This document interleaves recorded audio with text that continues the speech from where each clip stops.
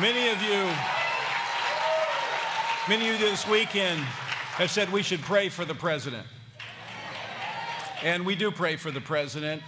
And I've asked the president if we can pray for him tonight. And I'm going to ask Andrew to pray for President Trump. Thank you very much. Thank you. Thank you, Andrew. Thank you. Thank you. Thank you, please. Father God, I ask now for an impartation of your Holy Spirit.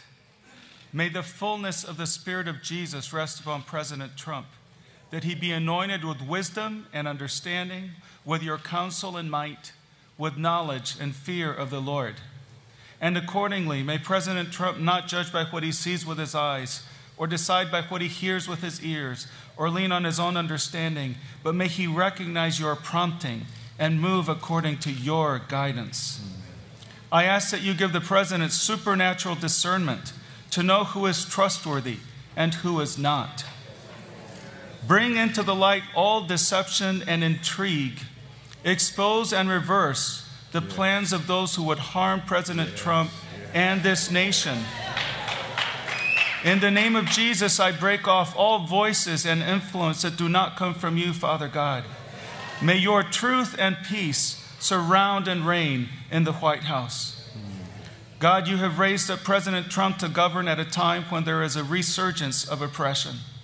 Only you, Lord Jesus Christ, can anoint him to have victories over strongholds and to establish justice for the needy.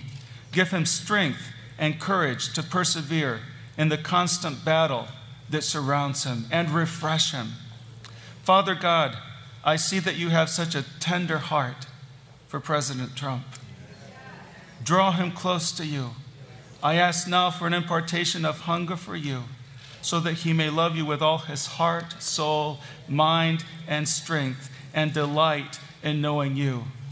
And if he came and whispering your name, may he go forward shouting your name. In Jesus' name, in the name of my King, I bless you. Amen.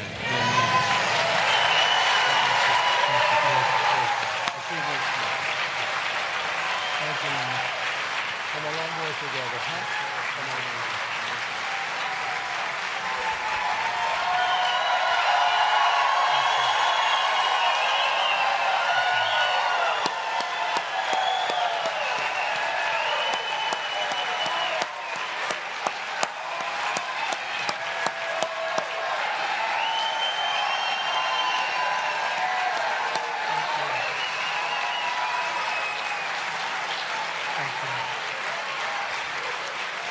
Well, thank you very much. Thank you very much. It's a great honor to be here. Tony, Pastor Brunson, who I've gotten to know very well. That was not easy. But we got him out, got him back to his family. And I want to thank you for that beautiful prayer. It means a lot. This evening, I'm deeply honored to be back with so many pastors and leaders and friends and patriots at the 2019 Values Voter Summit.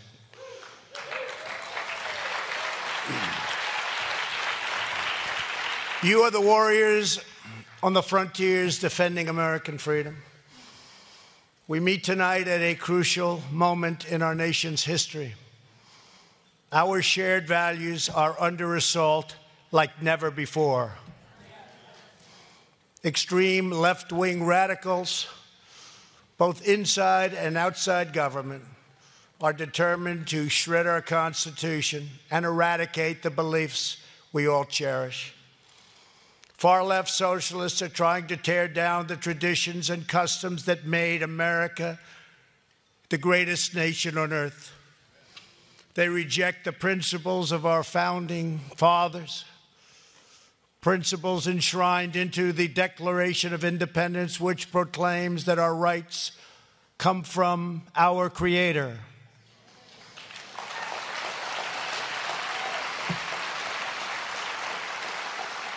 But despite the delusions of the radical left, all of us here today know that our rights come from God Almighty, and they can never be taken away.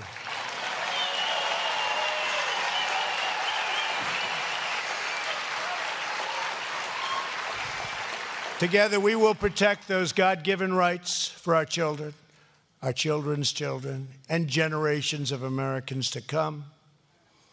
On every front, the ultra-left is waging war on the values shared by everyone in this room.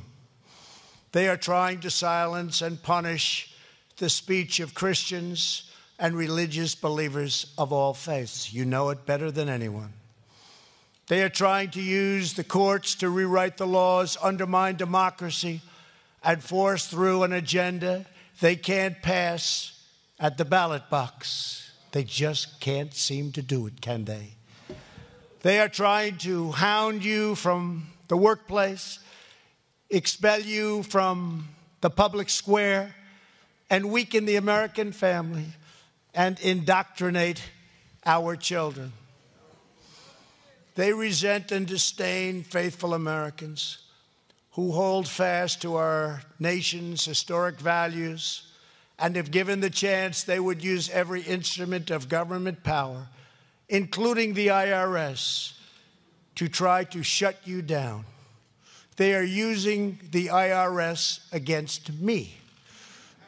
Generations of Americans before us did not work. They fight, they sacrifice, they do so much. But we will never, ever, no matter what happens, surrender our liberty. The word liberty is so important to the radical left. Together we will stand up to the socialists, and we will win massive victories for family, for faith, and for freedom, just like the victory we had in 2016.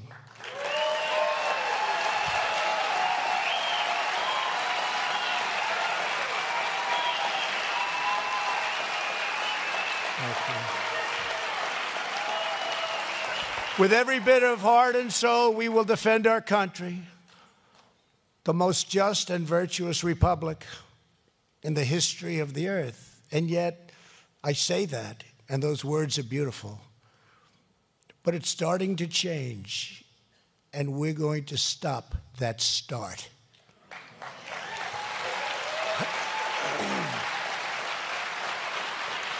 The hateful spirit that consumes the modern left violates every tenet of the American tradition.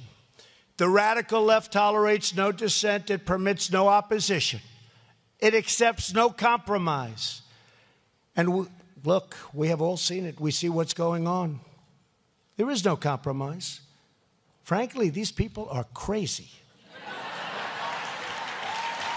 They're crazy. They are crazy. I shouldn't say it because we're all the same, but they are crazy.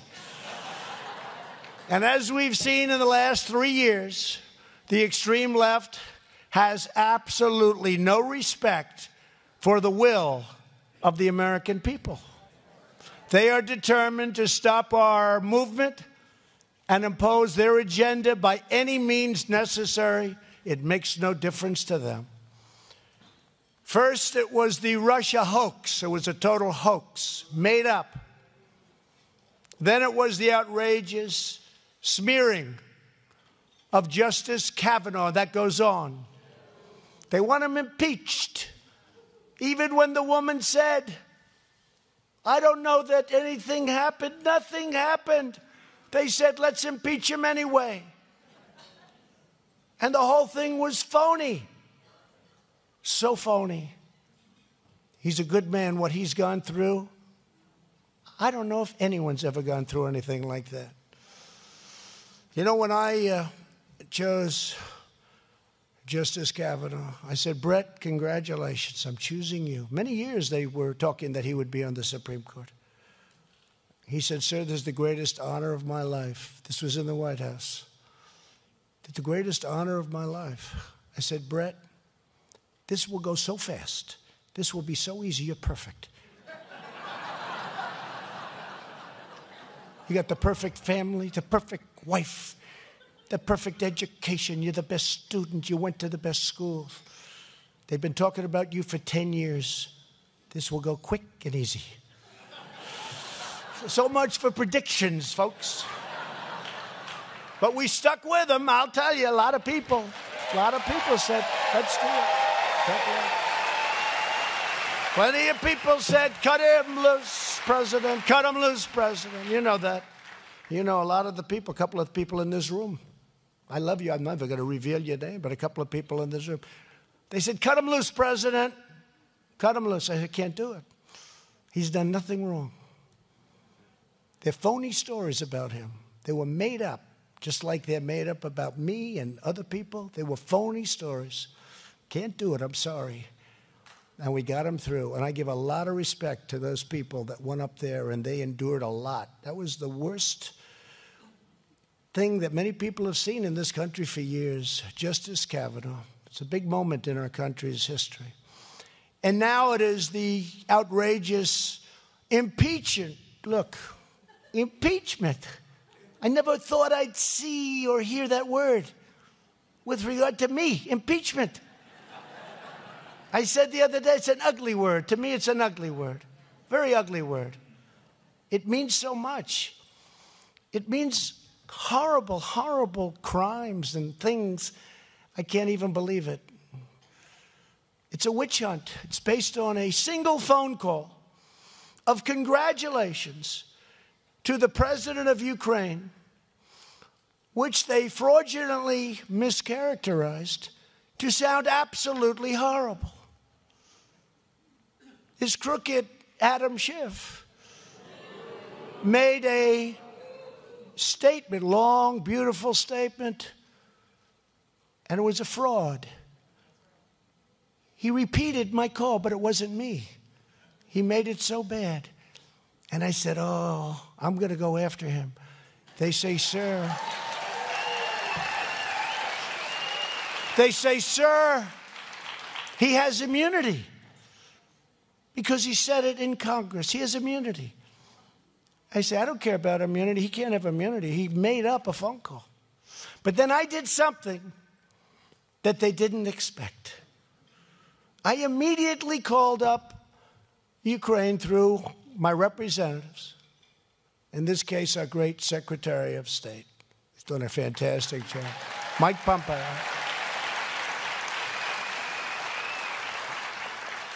And got approval, because I have to do this, because I don't like the idea of having these calls. You know how bad that is for us as a nation?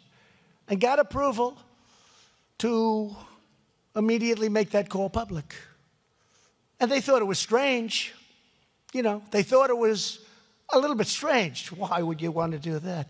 You know, other countries are looking at us like, what the hell is going on in the United States? Seriously. Now, does this mean that every leader that I deal with, and we do great things. Look at what we did yesterday with China for our farmers and for our people. But does that mean every time I speak to the head of a country, they're afraid that this is going to be broadcast all over the world? You're never going to be able to speak properly to anybody, to make a deal, to do good things for the people, and even the people of the world. So we had a perfect call. It was congenial. It was just absolutely nice. Totally different than the phony thing that he revealed with this crazy whistleblower. The whistleblower said quid pro quo 8 times. It was a little off. No times. A little off. And when you hear shit, we won't give you that money unless you do this. It had nothing to do. It wasn't even discussed. It was a terrible, terrible, fraudulent thing. And then Nancy Pelosi went on television. She was very angry when she read the actual call, because this was an exact, I guess, stenographers, they took it down. And she was very angry because she got led. She was a day early when she started talking about impeachment, but that didn't matter to her. Let's do it anyway. And for those of you that think she was reasoned for the last 6 months, you know, when she said, no, we need more. I said, she's going to do it. She just wants to have it carried on closer to election. She's going to do it. Not a good person. I think she hates our country. Because if she didn't hate our country, she wouldn't be doing this to our country. It's a fraud. It's a fraud. But she said to George Stephanopoulos, I give him credit. No, he said the truth. Stephanopoulos said, no, but that wasn't what he said. He said this was totally different. No, he said it. In other words, just keep saying it, maybe someday they'll believe it. And frankly, if I weren't there, because I was incredulous, I couldn't believe it. I heard it. I said, that's not what I said. He made up a conversation. And it was vicious what he said. And then we caught him. And I said, he has to pay a big price. And they said, sir, he has total immunity. Because he was in the great chamber talking to congressmen, talking to the American public, lying and cheating. And there's supposed to be nothing we can do about it. But he also went outside, and as usual, he talked to the press. And he said a lot of what he said to the press. So we're going to take a look at it. We're going after these people. These are bad, bad people.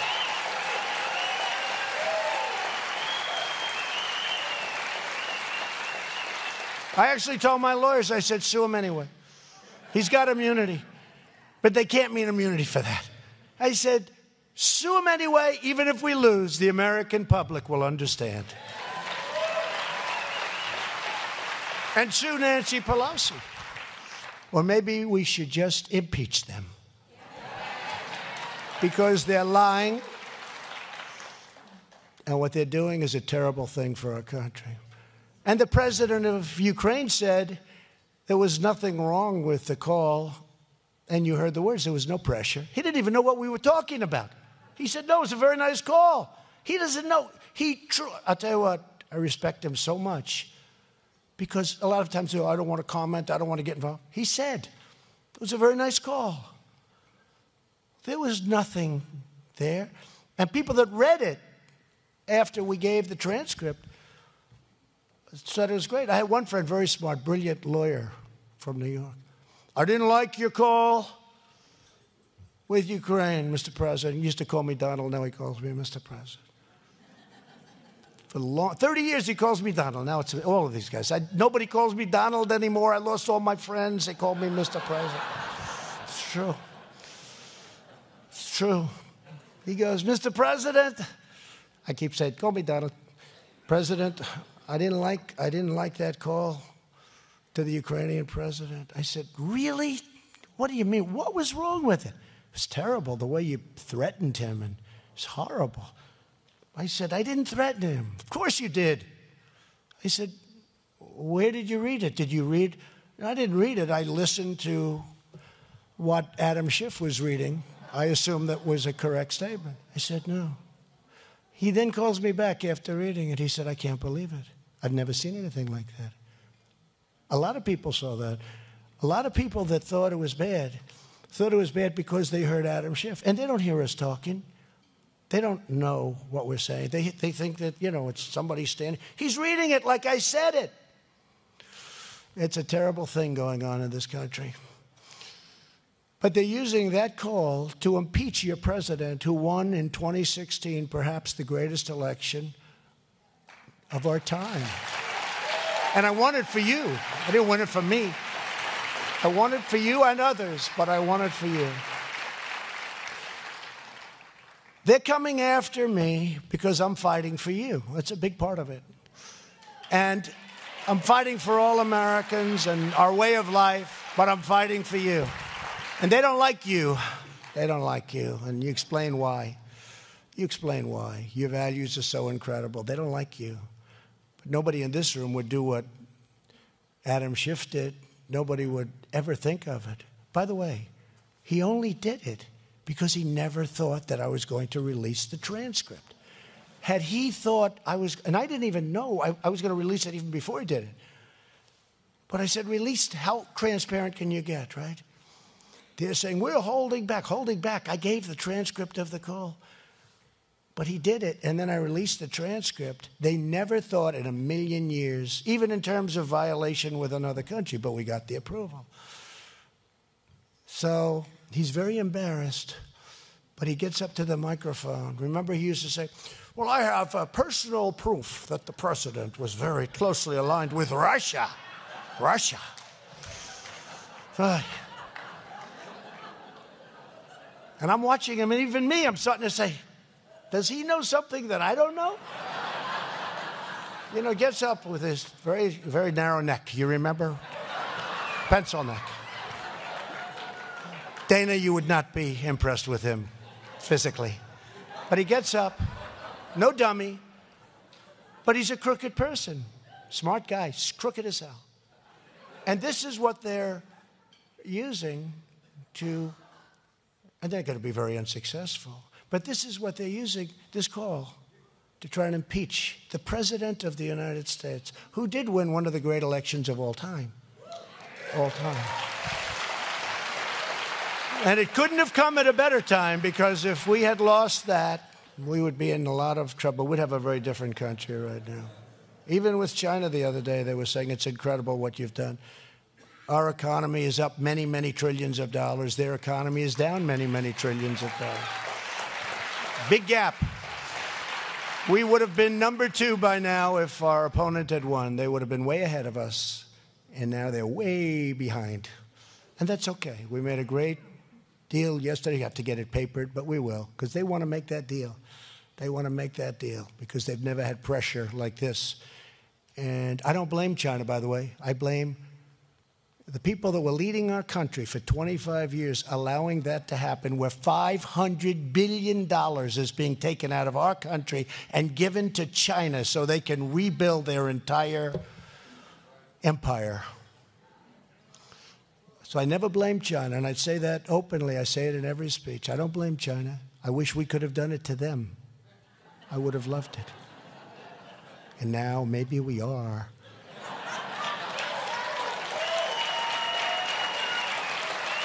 They're trying to destroy anyone opposed to their goal of fundamentally transforming the United States of America. The one thing about the radical Democrats that is something that you have to admire, they stick together. The Republicans don't, and I love the Republicans. They have horrible policies, the Democrats. They're for sanctuary cities, the Democrats. They're against strong, powerful, beautiful. I love our law enforcement. They believe in open borders where anybody can come into our country. Anybody. You have to see, and we've done a great job. No support, only opposition. We have 27,000 Mexican soldiers on our border, and the numbers are dropped like off the table. And I want to thank the President of Mexico and Mexico for doing an incredible job. But the Democrats have one thing. They stick together. They're like glue. And it's been that way for a long time, not just now. For whatever it is, it's been that way for a long time. And it's the one trait that I do respect and even admire. They stick together. They don't have people coming out against the president. And you know, I'm at 94% approval rating. But still, you have people out there, they don't get it. They don't get it. So we love the Republicans. We love what we're doing. We love our programs. In many cases, we're better politicians than them. We have much better policies. We want strong borders. We want powerful education. We want freedom of speech. We want a strong military. We want a powerful Second Amendment, which they don't want. Right? Dana? They don't want, I wouldn't say they're too much into the Second Amendment, the world of the Second Amendment. I will tell you, if certain of these people, I would say almost anyone, your Second Amendment is in serious, serious trouble. Serious trouble. Socialism is obsessed with the pursuit of power because it has replaced religion within government and in their eyes. It has absolutely replaced religion. When you look at some of the things that they're in favor of, it's like anything, nobody's ever seen anything like it. The new green or green new, you can say it either way, by the way, it doesn't matter, same thing. Doesn't matter. Somebody said, which comes first? I said, doesn't make any difference. They're both crazy. No cows, no planes, no people, no energy, no oil, no gas, no nothing. This evening, we reaffirm true foundations of American society. We believe that every American has the right to live by the dictates of their conscience and the teachings of their faith. We believe in the right to free exercise of religion.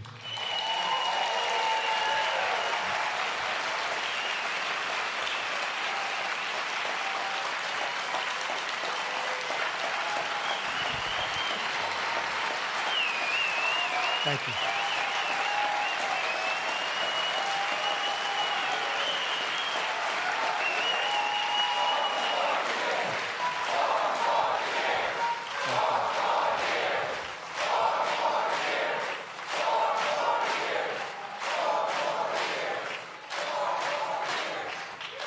All right, thank you very much.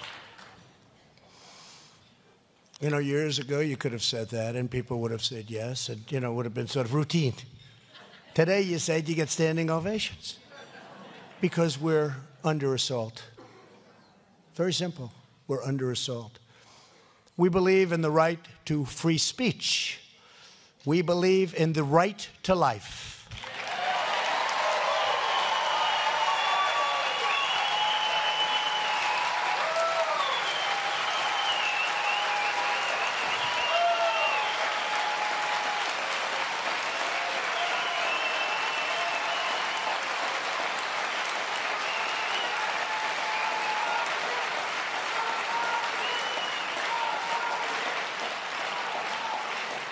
Thank you. We know that families and churches, not government officials, know best how to create strong and loving communities. It's been that way in our country. And above all else, we know this. In America, we don't worship government, we worship God.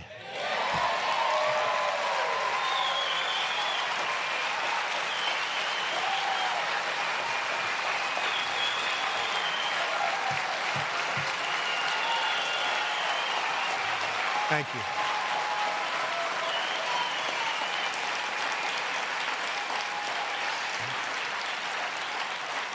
you. You were there from the first minute of my presidency.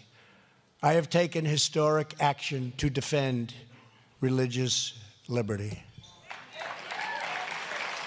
Tony knows that very well. Tony wasn't really sure, I would say, at the beginning. He was saying, what do you think? I don't know him very well. But I think you're very happy now, Tony, right?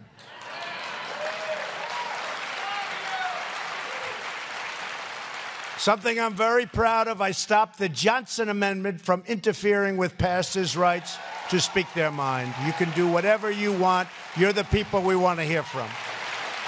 We want to hear from you. We are protecting the conscience, rights, and think of this, those rights of doctors and nurses and teachers and groups like the Little Sisters of the Poor, the incredible people. And we're preserving our country's vital tradition of faith-based adoption.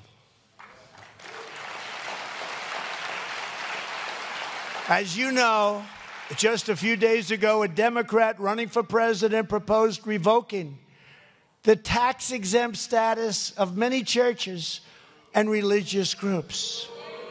And you know why, and you know who it is. He's a wacko.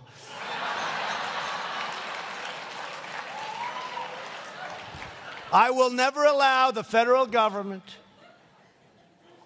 to be used to target, harass, or punish communities of faith, and I will never allow the IRS to be used as a political weapon, as it has been and currently is. It is currently being used, but has been used so viciously, so violently. against many people in this room. Virtually every top Democrat lawmaker also now supports taxpayer-funded abortion right up to the moment of birth. But it's really now even worse than that. The governor of Virginia, do you remember? He was on a show and he talked. People said, what did he say? What was that? He said, the baby is born. And then we have a conversation with the mother as to whether or not, what he meant, as to whether or not we execute the baby, because now it's an execution. And that was a very big moment. And they don't do anything about it. There was an unbelievable moment for the people in this room. For the people on the radical left, they didn't understand what was wrong with what he said. That's where we've come. But we're going now in a different direction. And don't forget,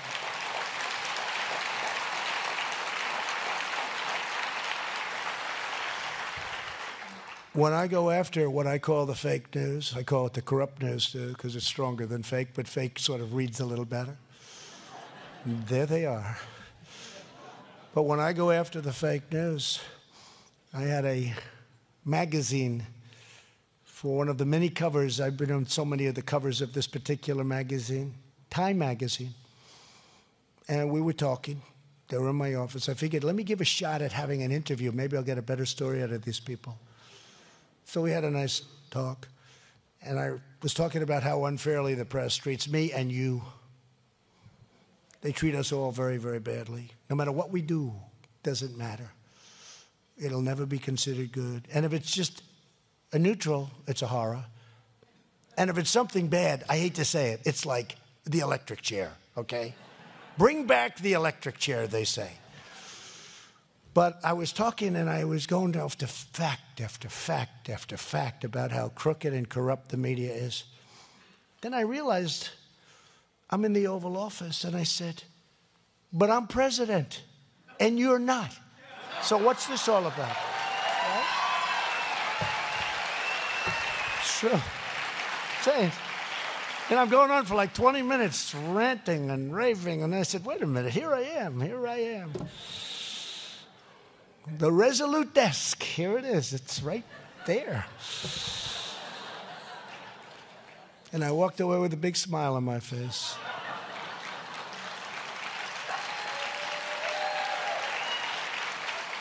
But because of the late-term abortion, this is why I've asked Congress to prohibit the late-term abortion of babies.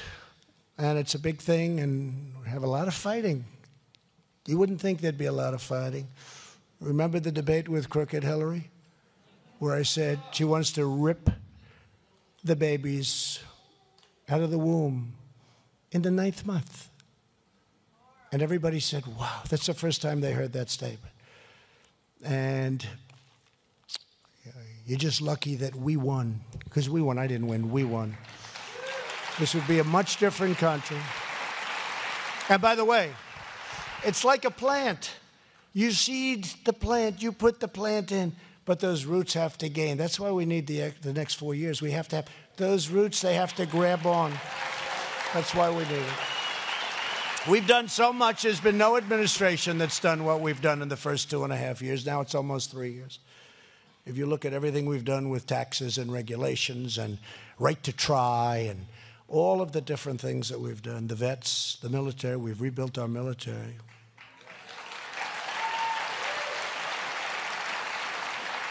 We had a general come to my office, respected general, and we were having big trouble with one country. First week in office, very early, he said, sir, we have no ammunition. I said, you know what? We're going to have ammunition, a lot of it. And hopefully we'll never have to use it, but we're going to have a lot of it. But I also said, I never want to have another president of the United States hear those words from a general. Because does that put us in bad position, right? In this administration, we believe that every child, born and unborn, is made in the holy image of God.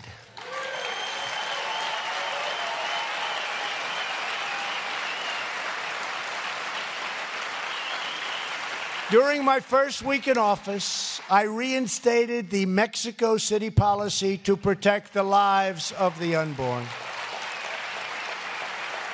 We have issued a final rule to prohibit Title X taxpayer funding from subsidizing the abortion industry.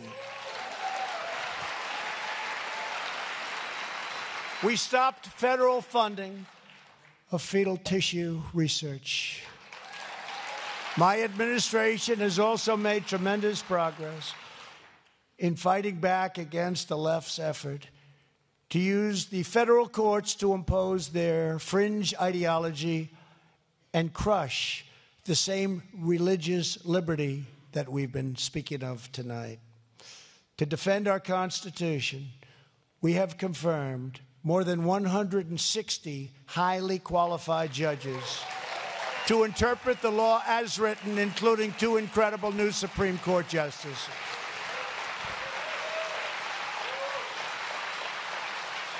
You know, I've always heard that federal judges and justices, Supreme Court justice, most important decision a president can make. And I disagreed. I always said, you know, look, defense to me has got to always be number one. But I got it. I said, you know, it is. It's really incredible. And usually when a president comes to office, you have no vacancies. The previous president would have, boom, should be no vacancy. You know, whatever their ideology is. But I guess they thought that the crooked one was going to win or something. So I came in, and in the first couple of days, I said, by the way, you know, I had a couple of other things going too, including the fact that a few minutes after I was sworn in, the Washington Post wrote a story that the impeachment starts right now. You saw that, right? Did you see that? Right after I got sworn, took the oath of office, and they did a story, literally a very few moments after the swearing in, that the road to impeachment starts right now. But I had a lot of other things. But I said during the course of the first very early period, like a week, I said, by the way, how many federal judgeships do I have? They said, sir, you have 142. I said, what? You have 142, sir. I said, you got to be kidding. 142. You mean I have 2? 1, none. No, you have 142. And President Obama was not very good at getting it done because, you know, people held him up and everything else, but with time, you get them all done. You get them done. But he put a big rush on at the end when he saw that we were doing well in the polls and coming up and up, but it wasn't enough time. So we inherited 142 open federal judgeships, including Court of Appeals. First time in history. First time in history anything like that has ever happened. And then they say, oh, he was a great president. Oh, great, he was great. Great for who? He was great for us. And in that way, he was. There's never been a better president for the Republicans in what they consider the most important way, Tony. Gave us 142 judgeships on the first day in office. And you go back and check it out, you'll find that others left none, usually none, or 1 or 2, but 1, none, 142. And then we have extras that we got through attrition, through retirement, through death. And we will very shortly, in less than a couple of months, we'll have 182 federal judgeships, including appeals judges, Court of Appeals. 182, think of it. And, you know, we were getting killed with the court decisions. If you look at our first few months, I think I was 0 for 7, 0 for 8. Then we won one in a newspaper. I think it was the failing New York Times. What would they do without me? You know, the paper was dead until I came along. 2 months before I ran, I remember holding one up. It was like from a grocery store. You know, the things that you hand out? It was like this. It's all right. when we leave in 10 or 14 years, they'll fail. They'll fail. I'm only kidding, by the way. You know, they'll take it for. I told you he wants to stay. Did you see the crazy comedian? I won't even give him the name, but you know who. He said, he was interviewing a guest a couple of weeks ago. He said, you know, very liberal guest. He said, you know he's going to win, don't you? You know he's going to win. And the guest said, no, we're going to fight very hard. We have a chance. No, we're going to fight. No. He's going to win. And you know he's not leaving after that, don't you? He's going to stay. There's no way we're ever going to get him out of office. And I thought that he was, you know, kidding. And he was really believed it. So you know what? Let him believe it. I think it's great. Let him believe it. True. Right? He's never leaving. In recent years, the hard left has tried to muzzle Christian voices in their aggressive attack on free speech. Last year, Isabella Chow, a member of student government at the University of California, Berkeley, slightly liberal out there, abstained from a campus vote that violated her Christian faith. She was cruelly condemned by the student government and kicked out of nearly every single club of which she was a member at college. On the day that members of student government condemned her, they went after her like nobody would believe. She sent out this message: the Christian community is here to love and serve this campus. And Isabella is here somewhere tonight. Where is Isabella? Beautiful.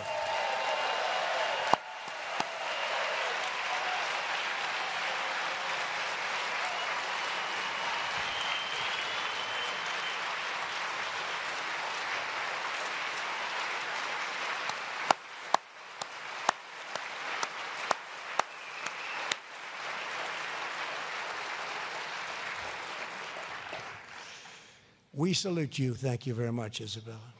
To safeguard the rights of students like Isabella, my administration has taken historic action to withhold taxpayer dollars. We're talking about billions of dollars, by the way, from schools that infringe on students' First Amendment freedoms and other people's First Amendment freedom.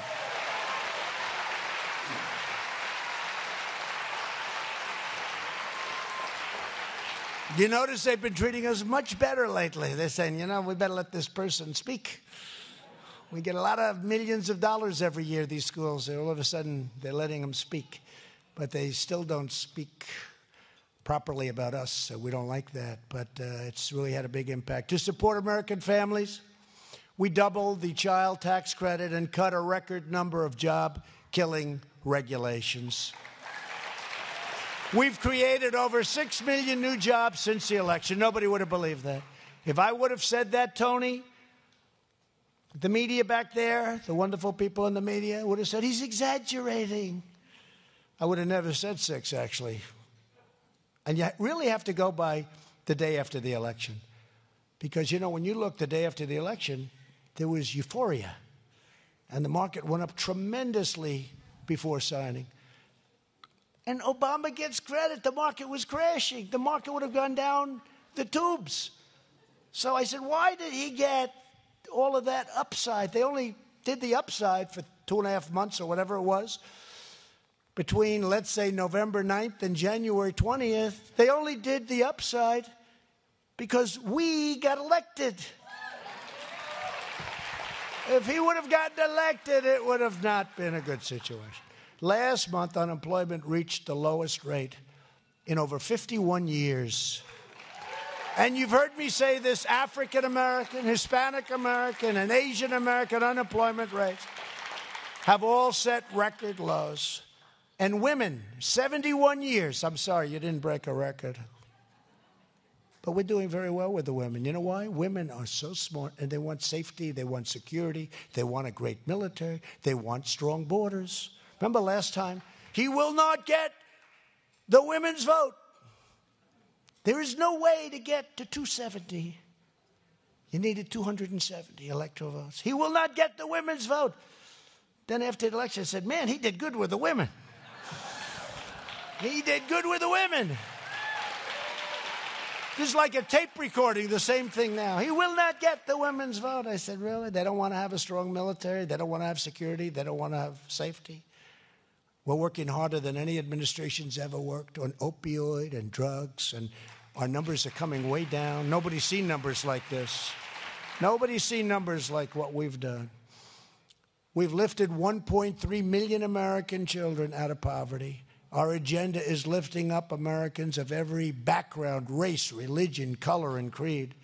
Last year, with the help of many faith leaders, many of you are in the room right now, I signed groundbreaking criminal justice reform into law. Everybody wanted that.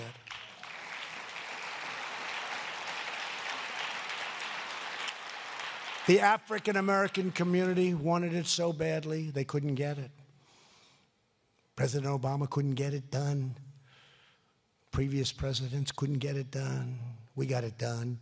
To protect the well-being of our citizens, we're fighting violent crime, securing our border, building the wall, and it is going up rapidly, by the way, rapidly. You think that was an easy one? That was a tough one. And it's the, I said the Rolls-Royce, they criticized me on that. They said, that car is not made in the United States. I said, we're building a Rolls-Royce of walls.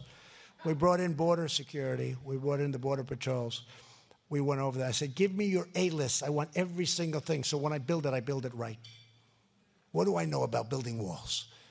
And they gave me every single thing, and I got every single thing from the height to the vision through, to the type of steel that can't be cut easily, to the type of concrete, 5,000 pound, very strong concrete, to the type of rebar, to the anti-climb provision that we have on top. Anti-climb, who knows about anti-climb provision? And we built, and we're building a wall, and it's going up rapidly, and that's tough because I built it against every single Democrat who 4 years ago wanted it. And the only reason they don't want it now is because I want it. It's the only reason, only one reason. And I said, I said this the other day, first time. I said, I can't believe it took me so long to figure this one out. If I would have said, I do not want the wall, I will not build a wall, they would have insisted on a wall. It would have been so much easier. It would have been so much easier. Oh, Dana, that would have gone up so fast. But I took money from here and there and here and military because it is national security. Okay? How about these people that say it's not national? When drugs are pouring in, human trafficking, women, mostly women, human trafficking, and children, but mostly women. And it's going up really fast. And by the way, it's all pretty much financed. It's really financed. And we may get some more. If we get some additional financing, we're going to extend it a little bit. But we should have, by the end of next year, we should have anywhere from 400 to 500 miles of wall built in the most important areas. That's exactly what we need. To protect national security, we are fully rebuilding and, for the most part, have fully rebuilt our military. Because, as I say, and I've said tonight, my first duty as president is the defense of our nation. As a candidate, I promised to make fundamental changes to our foreign policy after years of deadly debacles and blunders under previous administrations. It's been pretty bad out there. We have the greatest soldiers in the world, but they had equipment that was depleted. It was old. We had jets that didn't fly. 50% of our jets didn't fly. They'd go to the plane graveyards out in the deserts, and they'd take parts because they didn't make the parts anymore. And we've now spent, think of this, $8 trillion in the Middle East. Thousands of American soldiers have lost their lives, and tens of thousands more have been severely wounded. And the hardest thing I have to do as president, single hardest thing by far, is sending letters to the families of our fallen heroes. It's the worst fear. They come in with letters, 3, 4, 5. And sometimes I'll call the parents. It's the hardest thing I have to do. And sometimes I'll go to Dover and I'll see the big, incredible machines come in, the cargo planes. And I'll see them take those coffins off those planes, and I'll see parents and sisters and wives and brothers, families. I'll see families that I'll meet them inside, and they'll seem fine sometimes. And I'll say to the people that do it, they greet the dead. That's what they say. They greet the dead. They greet our heroes. But I'll say to the people that do that, they're so professional. That's what they do. That's what they do every day. That's what they do. So professional. Sir, you will stand here. You will then hear the drums. You will then hear the horns. You will this, you will that. It's like, but I'll go Dover Air Force Base. And I'll see the parents and the wives and the husbands and whoever it may be. And oftentimes I'll say to the colonel who's in charge, Colonel, they're doing great. No, sir, they're not. I said, no, I think they're really doing great. I had a great talk with them. They really are strong. It's amazing. Sir, they won't do great. I said, what do you mean? You'll see in 20 minutes when the plane pulls up and the door opens up, that big, huge cargo door that's as big as this, much bigger than the back wall here. When you see that, sir, it's rare that bad things don't happen for those families. It's rare. I said, all right, this is my first time when I first came into office. And that big plane pulled up, and I had just spoken with the families, but that big plane pulled up. It's beautiful in its strength, its power, and it pulled up. Just arrived and pulled, and we're all standing there, everybody, the military. I'm with generals and some cabinet members, and the families are over here. And that tremendous door in the back, where they roll up the tanks and they roll up like unlimited amounts of equipment and weight. You wouldn't believe it's possible to fly with all of the things, you know, the power of those planes. And that door came down, and there's 5 soldiers on each side. Beautiful soldiers, beautiful. And a coffin with a flag on it.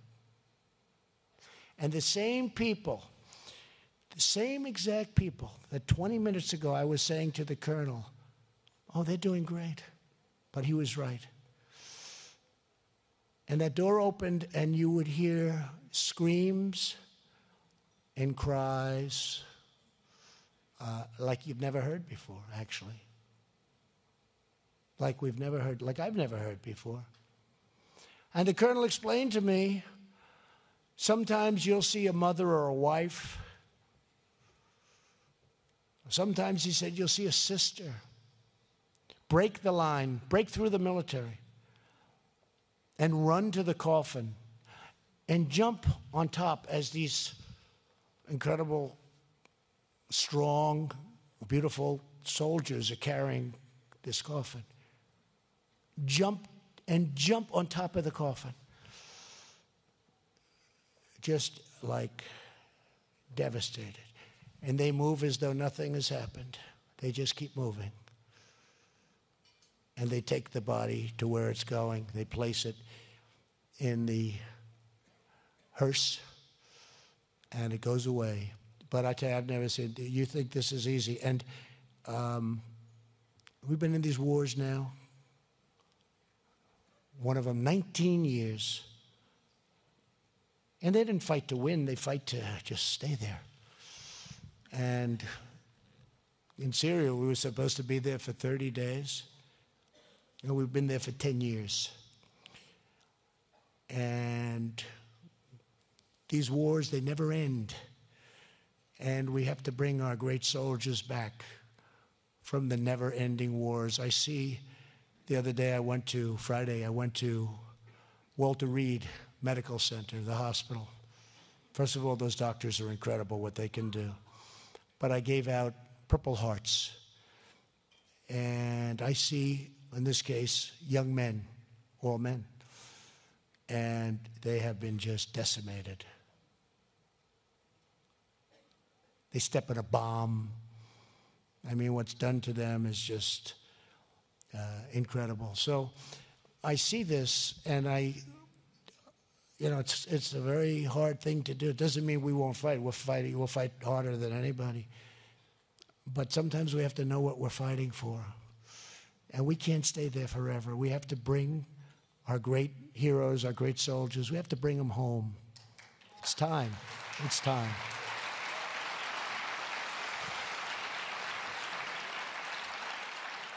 And, in the case of Turkey and the Kurds,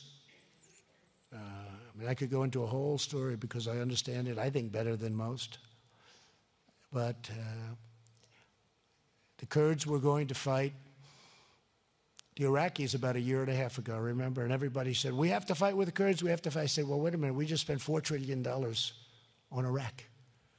Now, we're going to fight with the Kurds against Iraq. I'm not going to do it. This was in a different part of Syria, totally different. They said, well, the Kurds are going to fight, and they're going to fight. It's going to be a horrible war. Well, I said, so we just spent $4 trillion fighting with Iraq, which, by the way, was the single worst mistake this country has ever made going into the Middle East. Okay? We're in there now for $8 trillion, thousands of our lives, and millions of lives on the other side, by the way. Millions. You're talking about millions and millions of lives. But I said, we're going to stand by. We're not going to choose sides. They'll have to go at it. Let's see what happens. The Kurds left. They left. And there was very little combat. And it was a great decision. We could have stayed and fought, fight the people that we've been fighting for, whether right or wrong. And we left, and we watched, and nothing happened. And people forgot. Most people don't even know what I'm talking about because it was a year and a half ago. And even at the time. And nobody got credit for that correct decision. And now I'm sort of an island of one again, but now it's maybe happening again. That 30 kilometers, about 22 miles, strip along Turkey. And the Kurds are tending to leave, and that's good. Let them have their borders. But I don't think our soldiers should be there for the next 50 years guarding a border between Turkey and Syria when we can't guard our own borders at home. I don't think so.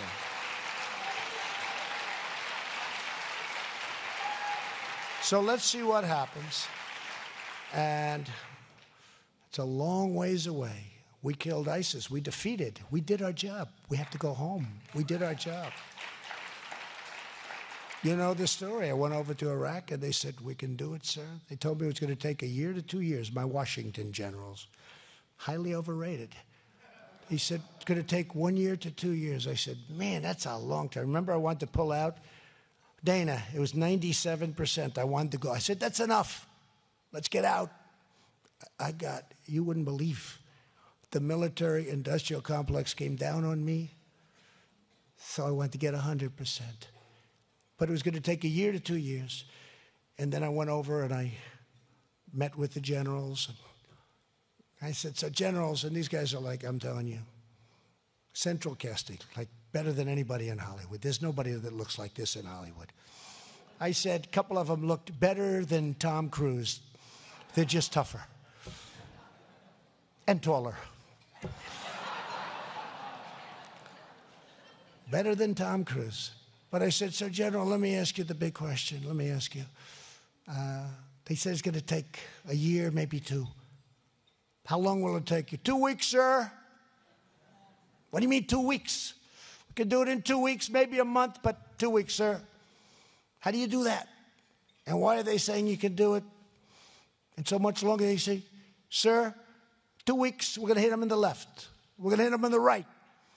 We're going to hit them underground, overground, this way, that way. They would never let us fight. I said, but I will. And they went in. And they did. They hit them on the left. They hit them on the right. They hit them down the middle. And within 3 weeks after I gave the go-ahead, ISIS, we had 100% of ISIS. And we captured a lot. A lot were killed. They're fighters. They don't do big white flag things, you know. A lot of people said maybe they'll give up. The general said, no, they won't, sir. They don't give up. It's an ideology, and it's, you know, tough ideology. But we did it very quickly. And so we did what we should have done. Most of these fighters came from Europe. They came from Germany. They came from France. They came from many countries in Europe.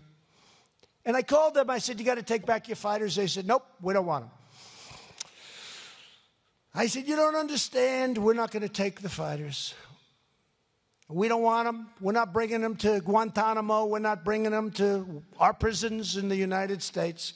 They come from France. They come from Germany. In many cases, they're citizens. They left to fight. We don't want them back. I called them again. I said, got to take them back or we're going to let them go right in your damn border. But they wouldn't do it. They wouldn't do it. They didn't want them back. We have thousands of them. We had some really bad ones. The Beatles, you know the Beatles? They're the ones with chopped off heads. And you know what we did? The night that the shooting started, we had some incredible military people go into that prison and grab them and take them and bring them out, and we have them totally under wraps. They were the worst of everybody. And we've got them now. They're ours. But people don't treat us right. We did them a big favor. We captured these people. And I just want you to know that because there's a big story to this. It's not just what these people say.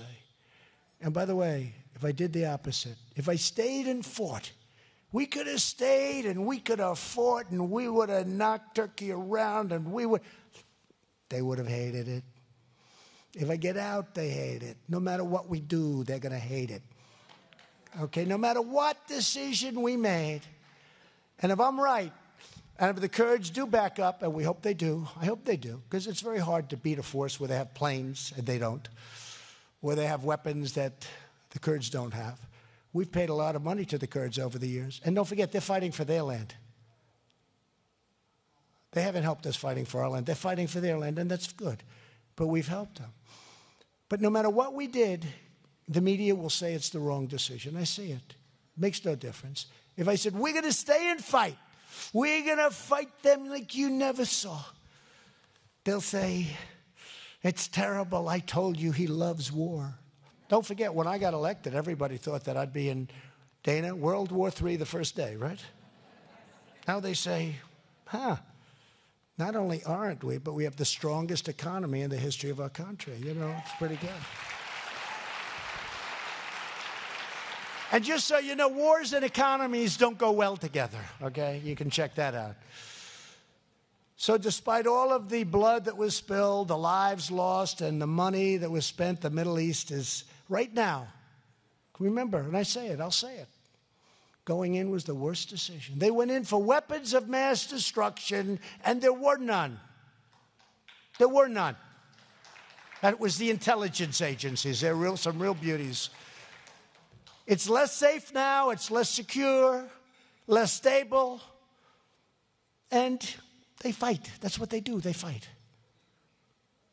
The generals came to me on Afghanistan, sir, it's going to be a rough spring. Why? My first year. Why? Well, sir, the Taliban's going to come out of the mountains and they're going to start fighting. I said, but why do you say rough? Well, that's what they do. They've done this for 1,000 years. They come out in the spring, they fight. That's what they do. They're very good fighters. That's what they do. You know, Tony wants to go watch a football game. I want to go do things. They want to come out and fight. That's what they do. Right, Tony? They're probably a little tougher than Tony, but that's okay. Just ask Russia if they're tough. But we can beat anybody. We can beat them easy. We're not fighting. We're policing in Afghanistan. But we've been there 19 years. So I just want you to understand these things. We got to bring people back home. We're rebuilding our country. We're rebuilding our military. We don't want it depleted as fast as we build it. And we have other problems. You have Russia, you have China, you have other big problems. I think we'll get along great with China. I think we'll get along great with Russia. But when they create a phony Russia hoax, it makes it tougher to get along with Russia. When they create lots of different scenarios with China, it makes it tougher to get along with China. I think we'll do great, but they got to let us run our country the way it's supposed to be run. So these never-ending wars have increased, not decreased, and the grave danger posed to historic Christian communities has been incredible. Since the United States went to war in Iraq, now listen to this, I was against going to the war. Nobody cared. I was a civilian, but I got a lot of publicity for whatever reason. They always liked me or hated me. No, I used to get the greatest publicity on earth. That's how I'm here. Once I announced I was going to run, they killed me. And then when I won, I said, you know, a great thing. I told my wife, First Lady, she's doing a great job. Doing a great job. She really is. Man, they had her. If she were married to a liberal Democrat, they'd say she may be the greatest in the history of our world. But she's married to me. But, you know, the first day, I won.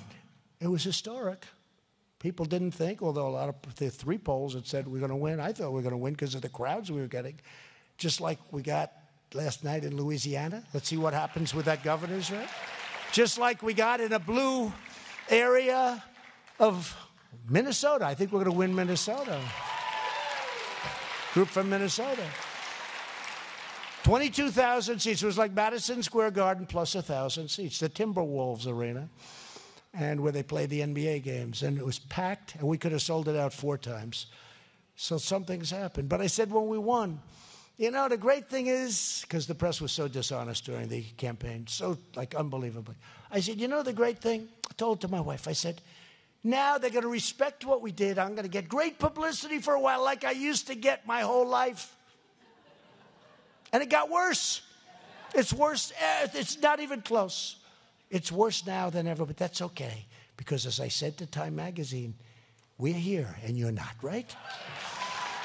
So since the United States went to war in Iraq, in 2003, the Christian community in the country has decreased by 80% from roughly 1.5 million people to right now just 250,000 Christians in Iraq.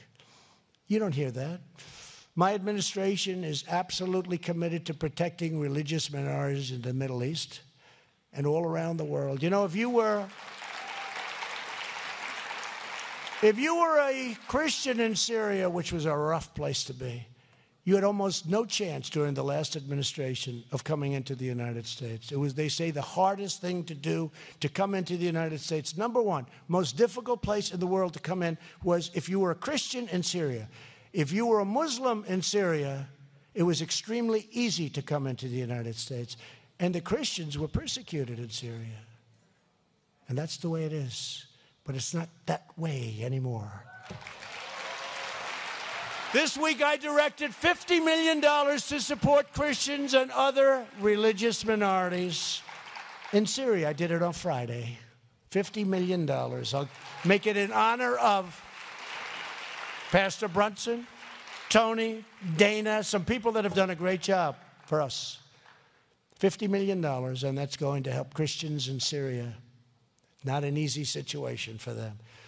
In total, my administration has provided more than $500 million in support of religious minorities and others suffering from atrocities in Syria and Iraq alone. Other presidents would not be doing that. They'd be spending a lot more money, but they'd be spending it on things that would not make you very happy. With one clear voice, the United States of America condemns the persecution of Christians. And we pledge our support to Christian communities everywhere suffering under the brutal heel of oppression and violence.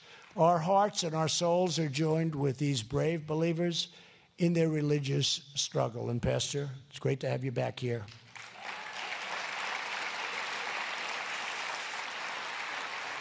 I've made clear to Turkey that if they do not meet their commitments, including the protection of religious minorities and also watching over the ISIS prisoners that we captured, we will impose a very swift, strong, and severe economic sanctions, like I did with respect to my negotiations to get Pastor Brunson out.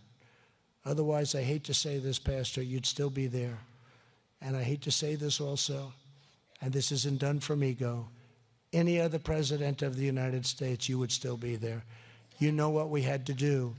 And I have to say, you were very brave the way you put up with it, but it wasn't an easy situation. Any military engagement where we send young men and women to fight and die must have clear objectives, vital national interests, and a realistic plan for how the conflict will end. We don't want to be in 19-year wars where we serve as a policing agent for the whole country. We will continue our fight against the vile menace of radical Islamic terrorism.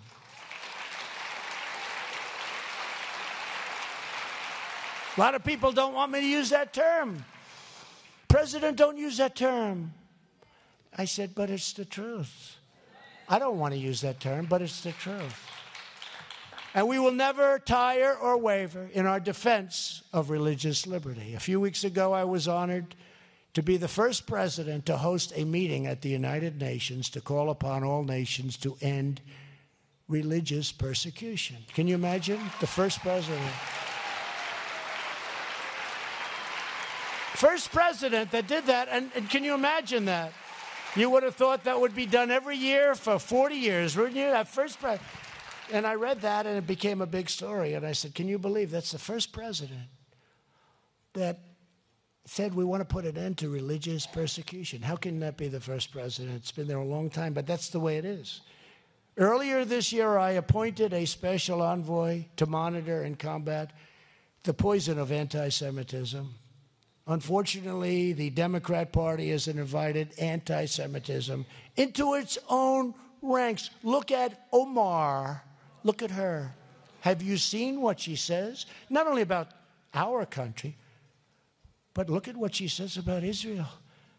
And they're always making excuses. Well, she didn't mean it. She didn't mean it. Oh, she meant it. She meant it much more so than even her words. My administration is confronting this scourge. And we're standing with our close friends and partner, the State of Israel.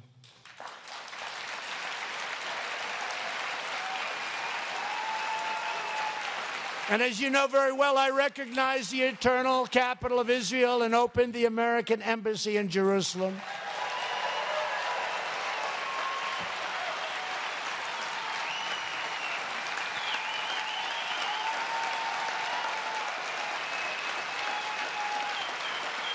Thank you. And we did it for the right price, right, Tony? We got the building open. And it's an interesting story. Some of you have heard it. We have a great ambassador, David Friedman, but great lawyers, one of the top lawyers in New York, made a lot of money, and he wanted to be the ambassador, but he wanted it, everybody wanted it. And every president's promised that for years and years, that they promise it. We're going to recognize the capital of Israel. We're going to move the embassy to Jerusalem. But they didn't do it. I understand why, because once I got into office, you have no idea the pressure that was put on. Now, that was called a quid pro quo. That was a quid pro quo. The pressure that was put on me by so many other countries calling, please don't do it, please don't do it. The last 2 weeks, I didn't take anybody's phone call. I got calls from kings, you can imagine. I got calls from everybody. Not to do it, please don't do it. So what I did is I said, you know what I'll do? I won't take their call. I'll call them back in a couple of weeks. I said, do me a favor. Tell the prime minister that I'll call him back in 2 weeks. I'm busy.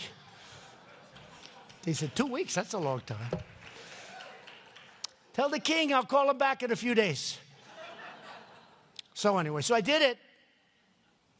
And then I made all those phone calls. Had a lot of publicity. We did it. It was a big story. Nothing happened. Remember, the world was going to come to an end, right? Nothing happened. I kept saying, are we okay? Yeah. Is there a protest? No. 3-4 days go by. I said, what's going on? This is strange. But then I started making the calls. I say, King, what do you want? What's up, King? And he goes, I wanted to call you to tell you we would be very much opposed to. I said, oh, I wish I spoke to you sooner. Sorry. And everybody's happy. Everybody's happy. Then we had to decide on a building, and they came in, one of the generals. Sir, would you please sign this order? I said, what's it for? We're going to build, start the process, would take 30 years, by the way, of building the embassy, the actual embassy. How much is it? $1 billion, sir. I said, wait a minute, this is a one-story building. That's what I do. How do you spend $1 billion? Sir, we're going to purchase land, and then we're going to get approvals. And I said, how old are we going to be by the time this thing finishes, John? I don't know, sir, but it's $1 billion. I had the name Donald signed, Donald. Then I said, what is this? And I said, cross it out. I called David Freeman. I said, David, go check Jerusalem. Do we own any land? He said, let me check it out. He calls me back. He goes, sir, we do. We own a much better piece than the piece they want to buy. Much better. It's bigger. It's safer. It's a much better location, better views. And you know what? We have a building on it. And he says, sir, I think we can renovate that building for $200,000. True story. And it's the only time in my whole life that, usually I'd say, make it 100. I said, David, it's too cheap. It doesn't sound like enough. I said, make it 500,000 or less. And we did. And we took this building, which was a very good building, setback, had all the things that you need. They like setback for safety. Big site, beautiful site. And I said, do me another favor. Use Jerusalem stone. Because a friend of mine in New York he's so proud. He uses Jerusalem stone in his office. He's a very rich guy, Ron Barron. He's got a wall of Jerusalem stone. Every time I come in, he goes, oh, this is Jerusalem stone. I said, Ron, you've told me that 100 times. He said, you have no idea how expensive it is. I said, listen, you're in Jerusalem. Can you get Jerusalem stone? He says, yeah, I can buy it real cheap. Comes from Jerusalem. I said, use Jerusalem stone. So they used Jerusalem stone. And we built it for less than $500,000. We opened it in 4 months. That's better than the Woolman Rink store. You want to really know the truth. That's better.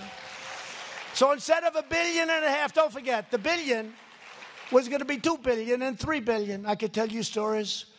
But anyway, so not only did we get and do what we said I was going to do, but I got the building built, and it's been open for 1.5 years. And it's a beautiful, beautiful embassy. And maybe someday they'll build whatever they want to build, and they'll have a good time, and they'll waste a lot of money. But we've got a beautiful building now that works beautifully. And it opened up a few months. So it's not just a designation. And we did another thing. We recognized, after 52 years of negotiation, I recognized the Israeli sovereignty over the Golan Heights. That was a big deal. They'd have meetings, and people would fly in. I withdrew the United States from the disastrous Iran nuclear deal. And Iran is a much different country. They are misbehaving, but they got to be very careful when they misbehave. And here in the Western Hemisphere, we're standing against the horrors of communism and socialism. That's what we're fighting right here. And supporting the people of Cuba and Nicaragua and Venezuela in their noble quest for freedom. It'll all happen. And tonight I declare once again, America will never be a socialist country.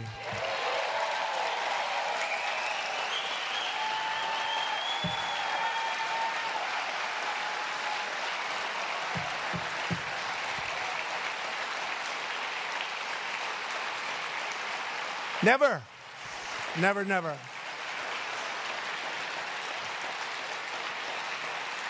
Never be. Our nation was not built by bureaucrats and regulators. America was built by families and pilgrims and pioneers. Our destiny is not written by people that come from areas of the world that know nothing about what we want to do. It's all written in our hearts. It's really written in our hearts. Our future will not be decided by the media, the bureaucrats, and the politicians. It will be decided by all of you. That's why we have elections. That's why we have elections. In every generation, the faith of our people has spurred our nation to overcome every challenge to our values and to our way of life. It has inspired us to face down the worst evils, unlock the greatest mysteries, and achieve what no one thought was ever possible. Now, powered by those same historic values that have always defined our nation, we will reach new heights, make new breakthroughs, and we will strengthen the bonds of love and loyalty that unite us all as citizens, as neighbors, as patriots, as Christians, as people of faith. As one people, one nation, and one United States of America, we will stand as a light of liberty, a land of courage, and a home for proud people of faith.